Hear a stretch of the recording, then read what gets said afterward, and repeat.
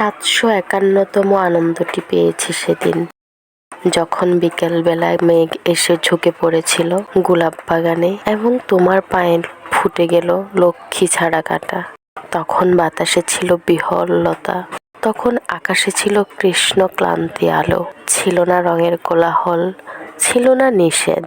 অতটুকু ওষ্ঠ থেকে অতখানি হাসির ফোয়ারা মন্দিরের ভাস্কর্যকে ম্লান করে নতুন দৃশ্যটি। এরপরই বৃষ্টি আসে 752 সঙ্গে নিয়ে।